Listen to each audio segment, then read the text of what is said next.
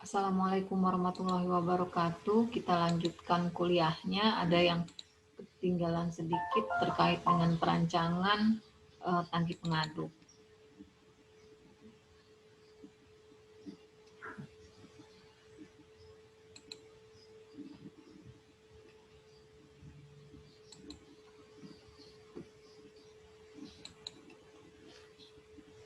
Terkait perancangan tangki pengaduk, kemarin kita sudah menentukan dimensi dari tangki pengaduk, dimensi sederhana ya, perancangan sederhana dari suatu tangki pengaduk, bagaimana kita merancang diameter tangkinya, kemudian diameter impellernya, kemudian kita pilih juga impellernya apa, kemudian kita merancang berapa sih lebar baffle-nya, kemudian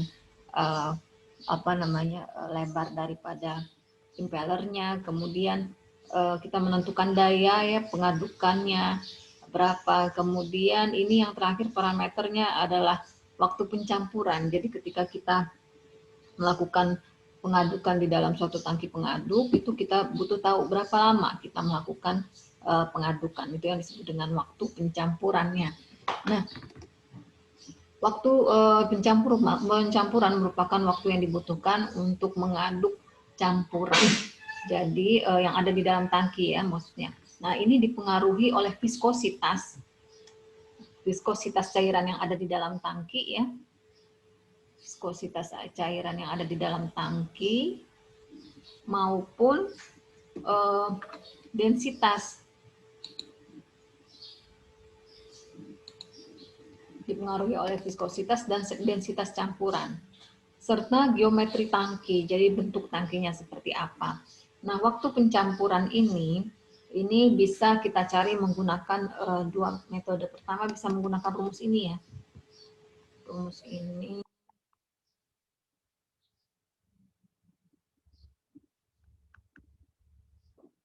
NT N dikali N ini adalah kecepatan pengadukan dikali dengan T. T ini adalah waktu pengadukannya atau waktu pencampuran dikali dengan DA. DA ini adalah diameter impeller dibagi dengan DT. DT adalah diameter tangki dipangkatkan 2 dikali dengan DT diameter tangki per HH ini adalah tinggi cairan. Itu pendekatan menggunakan rumus ini untuk mencari waktu pencampuran dianggap konstan, berapa nilainya, besarnya adalah 4,3 ya.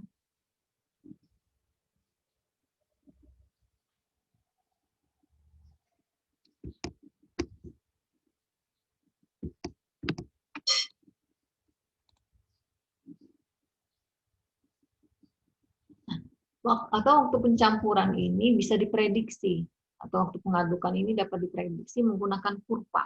Kurva hubungan antara Reynolds number, kurva hubungan antara Reynolds number ini ya, Reynolds number dengan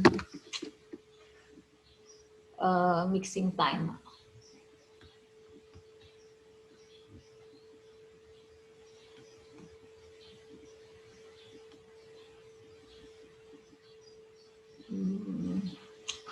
Hubungan antara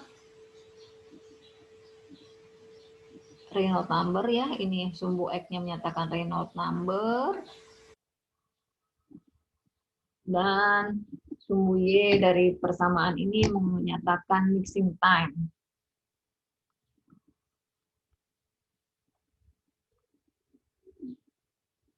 Ini ya, sumbu Y-nya menyatakan mixing time atau waktu pengadukan. Nah, misalnya gini, berdasarkan gambar 3.8, misalnya untuk kita lihat kalau berdasarkan gambar ini ya, berdasarkan gambar ini, ya. Nah, ini ada kurva-kurvanya, misalnya untuk pengaduk helix nih, kurvanya ini, garis ini.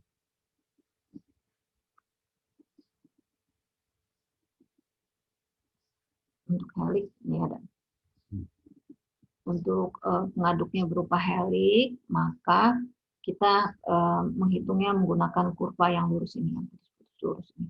Kemudian kalau misalnya kita menggunakan pengaduk turbin berbafel, dalam turbin dengan tangki berbafel, maka kita gunakan kurva yang ini. Ya. Nah, ini. Kemudian kalau kita menggunakan pengaduk turbin dengan dA per dt-nya sepertiga, perbandingan antara diameter impeller dengan diameter tangkinya sepertiga, maka kita gunakan kurva yang ini, ya, kurva yang ini. Sedangkan kalau misalnya kita menggunakan propeller, maka ketika kita menghitung waktu pencampuran atau waktu pengadukan dengan menggunakan grafik ini, maka gunakan grafik yang ini ya. Nah, ini ya, yang lihat panah ini. Kemudian kalau misalnya propellernya dA per dt-nya 1/8, maka gunakan kurva yang ini ya. Oke, misalnya nih, berdasarkan gambar 3.8 untuk pengaduk turbin, dA per dt-nya sepertiga, kita lihat untuk pengaduk turbin. Ini pengaduk turbin, maka grafik yang kita gunakan adalah ini. dA per dt-nya 1/3, dt per dh-nya 1. Untuk bilangan Reynolds lebih dari 1000 ya. Untuk bilangan Reynolds lebih dari 1000, berarti dia di atas ini ya. Di atas ini kan sumbu ini menyatakan bilangan Reynolds-nya ya. Nah, ingat bahwa kalau bentuknya seperti ini, kurvanya berarti dia kurva logaritmik ya. Dari 10, kemudian 100, 1000, 10.000. Nah, dia kalau misalnya di atas 1000, maka kita gunakan Reynolds number yang di sebelah ini, di sebelah kanan ini. Nah, kita lihat untuk turbin dA per dt sepertiga, maka untuk NRE-nya lebih dari 1000 ya, daerah sini ya, daerah ini ke atas, itu mixing time-nya adalah kita tarik nih. Kita tarik garis lurus ke sini ya. Tuh. Kita tarik garis lurus ke sini, kita dapatkan titik ini. Berapa titik ini? Titik ini 10, 11, 10, 2,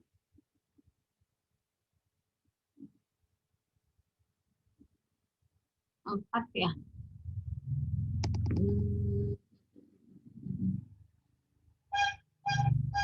10, 2, 10, 20, 40, 60, 80. Berarti dia 60 ya. Maka N dikali NT-nya adalah 60 ya. 60. Dapat N per NT-nya 60, salah, bukan 36 ini. Ini 60 ya maksudnya. Itu cara membaca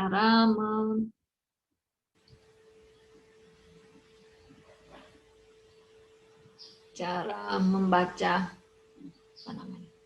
Cara membaca kurvanya ini bukan 36 ya, tapi ini 60. Sorry, ini salah ya. Kemudian kita langsung masuk contoh soal ya. Contoh dalam suatu tangki berpengaduk agitated vessel, diameternya 6 feet atau 1,83 meter. Dia memiliki pengaduk berupa stick blade straight blade turbin dengan diameter impellernya ini dA berarti ya 0,61 meter, sedangkan 1,83 meter ini adalah dt. Set one impeller diameter above the vessel floor. Kemudian rotatingnya adalah dia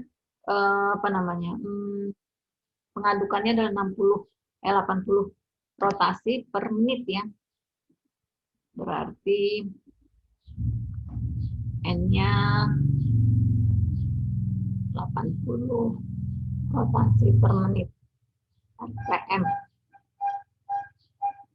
It proposed to use this vessel for naturalizing a dilute aqueous solution of NaOH at 17 derajat Fahrenheit. Jadi tangki ini digunakan untuk menetralkan larutan NaOH pada 70 derajat Celcius secara stokiometrik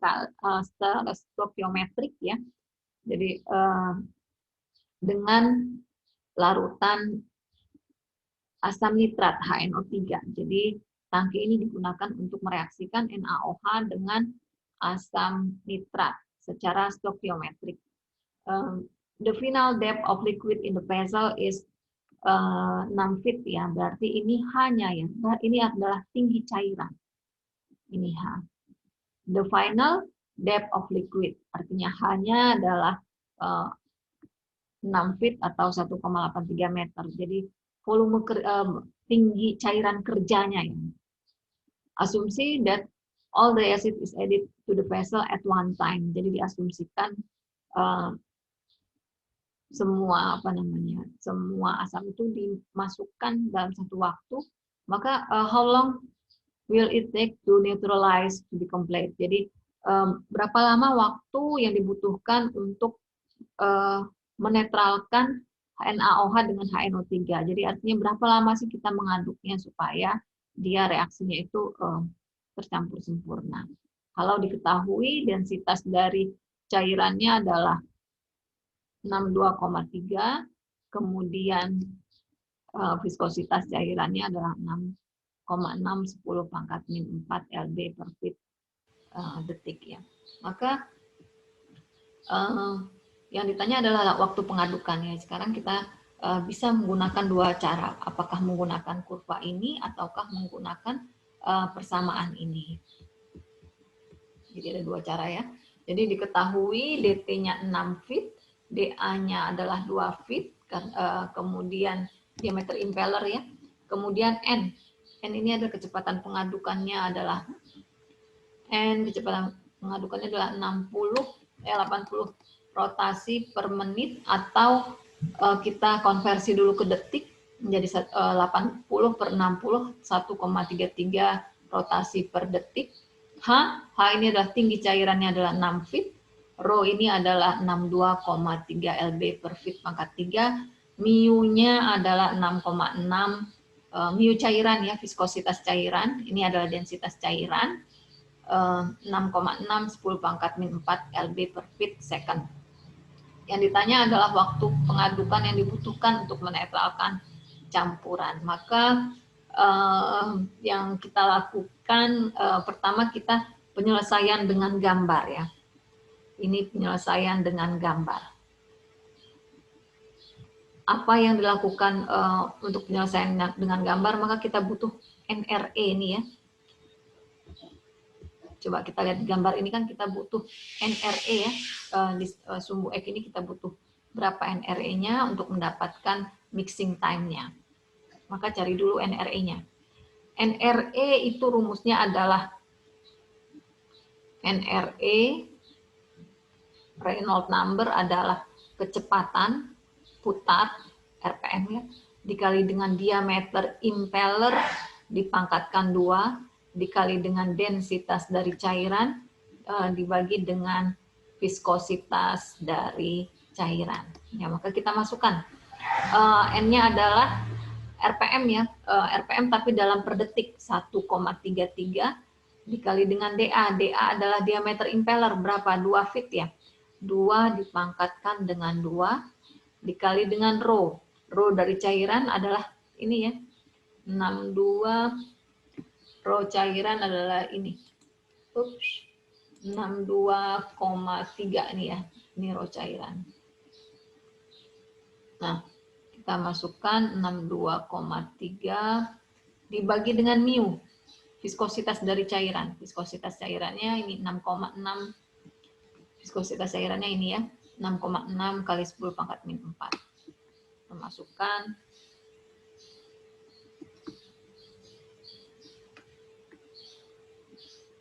6,6 kali 10 pangkat min 4. Dapatlah bahwa NRE-nya 503 kali 10 pangkat 3.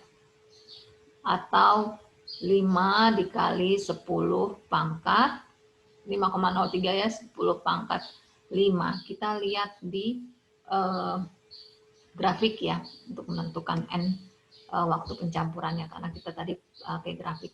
Nah, kita lihat untuk yang lebih dari 10 pangkat 5, berarti daerah sini ya. Nah, ini dia kita lihat pakai blade turbin ya, maka pakai saja dengan turbin berbaffle di sini ya. Turbin berbaffle di sini. Oke, di sini turbin berbaffle di sini dia kan, karena kalau udah 10 pangkat 5 nih pada konstan semua nih, garisnya udah datar semua. Kemudian udah datar nih, lihatin datar, datar, datar. Kalau udah lebih 10 pangkat 5, maka waktu mixingnya berapa kita tarik ke kanan. Sini ya, kita tarik garis lurus. Ini kita tarik garis lurus ke sini. Aduh, ini mereng-mereng. Garis lurus sebenarnya ya. Garis lurus ke sini, dapat kira-kira 3,6 ya, 3,6 sampai 3,8. Ini kan 10,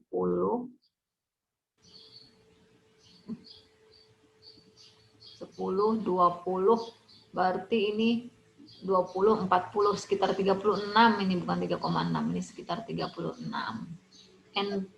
N kali T-nya sekitar 36. Nah, ini ya. N per T-nya sekitar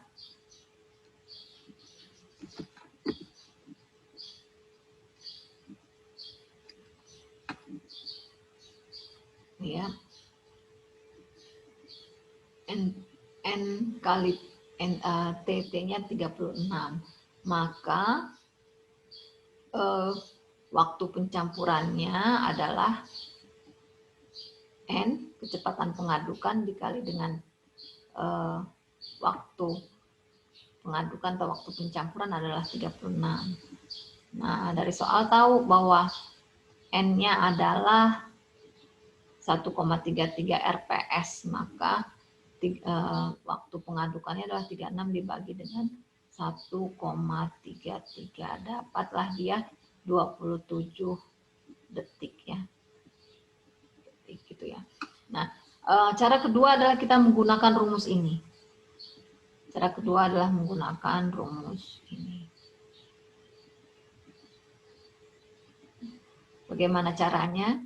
Caranya tinggal kita masukkan dimensi dari dimensi dari tangkinya.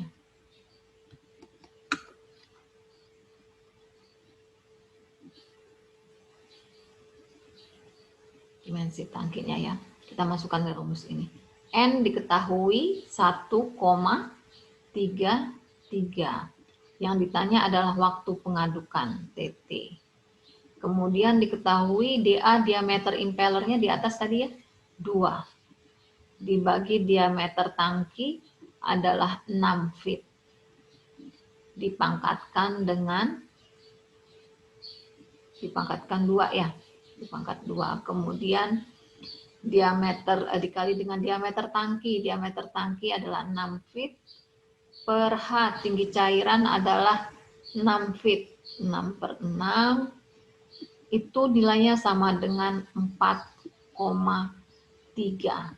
Maka dari sini kita bisa mendapatkan 1,33 dikali waktu pengadukan dikali dengan 1/3 dikuadrat dikali 1 sama dengan 4,3 ya. Maka di sini dapat kalian selesaikan, dapat waktu pengadukannya sama dengan 29 detik ya. Bedanya nggak jauh ya, yang pakai rumus kita dapat 27 detik, sedangkan yang ini kita dapat 29 detik. Jadi begitu. Jadi waktu yang dibutuhkan untuk menetralisasi itu ada 29 detik. Mengapa ini penting? Ini penting ketika melakukan perancangan pabrik ya. Jadi kita ataupun kita mengoperasikan suatu tangki. Berapa lama nih? Kalau semakin lama kan artinya kita butuh energi yang lebih besar, butuh listrik yang lebih besar. Selain itu juga kalau waktunya lebih panjang artinya cost-nya juga semakin bertambah ya. Oke, demikian yang bisa saya sampaikan. Untuk mixing dan agitasi, jadi targetnya adalah melakukan perancangan secara sederhana dari suatu tangki pengaduk. Jadi kita tetapkan dimensi dari tangki pengaduknya, kemudian kita tetapkan berdasarkan data yang ada ya, kita tetapkan pengaduk, jenis pengaduk yang kita gunakan, impellernya apa, kemudian kita tetapkan dimensinya ya, dimensi tangki pengaduk, diameternya berapa, kemudian tinggi diameternya, tinggi tangkinya berapa, kemudian volume kerja, maksudnya tinggi cairan kerjanya berapa, kemudian diameter impellernya berapa, kemudian baffle-nya lebarnya berapa, kemudian perlu nggak baffle, ada baffle, kemudian kita menentukan power ya, daya yang dibutuhkan untuk yang diberikan oleh pengaduk ke cairan, dan berapa daya yang sebenarnya dibutuhkan oleh motor untuk melakukan pengadukan. Itu lebih tinggi daripada daya yang diberikan ke cairan, itu kira-kira kenaikannya 30-40%. Kemudian sama yang terakhir adalah kita menentukan berapa sih waktu untuk mixing tersebut, berapa waktu pengadukan ataupun waktu pencampuran yang dibutuhkan. Saya rasa sekian. Kemudian ada tugas ya. Tugas ini adalah membuat perancangan. Secara sederhana dari membuat perancangan sederhana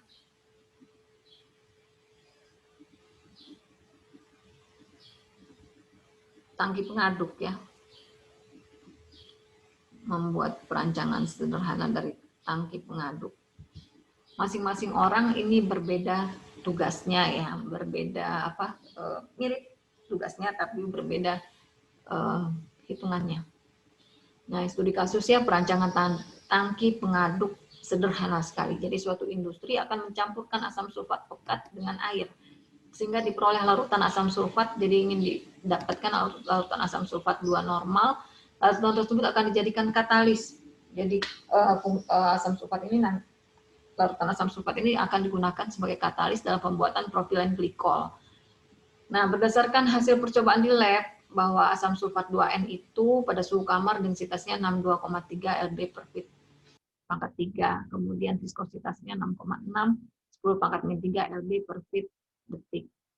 Nah, kemudian industri ini berjalan secara batch ya, jadi tidak secara kontinu. Jadi kan sudah paham ya antara